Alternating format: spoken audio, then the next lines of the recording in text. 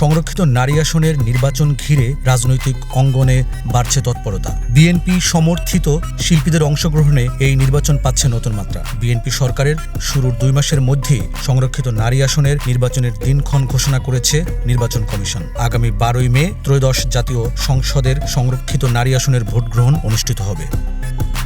নির্বাচনকে সামনে রেখে বিএনপি মতাদর্শের শিল্পীদের মধ্যে শুরু হয়েছে মনোনয়ন দৌড়। ইতোমধ্যে বেশ কয়েকজন তারকা মনোনয়ন ফর্ম সংগ্রহ ও জমা দিয়েছেন। তাদের মধ্যে সঙ্গীত শিল্পীর সংখ্যাই বেশি। মনোনয়ন ফর্ম সংগ্রহকারীদের মধ্যে রয়েছেন বেবি নাজনীন, কনক চাপা, দিলরুবা খান, রিজিয়া পারভিন, দিঠি আনোয়ার এবং নৃত্যশিল্পী ফারহানা চৌধুরী। তবে শেষ পর্যন্ত কারা দলীয় মনোনয়ন পাবেন তা এখনও নিশ্চিত নয়। দলীয় সূত্র জানায়, ত্যাগ, অভিজ্ঞতা ও জনপ্রিয়তার ভিত্তিতেই চূড়ান্ত প্রার্থী তালিকা নির্ধারণ করা হবে। সংরক্ষিত নারী আসনের এই প্রতিযোগিতা নির্বাচনের দিন যতই এগিয়ে আসবে ততই জমে উঠবে বলে মনে করছেন সংশ্লিষ্টরা। Desk news, সুখবর.com।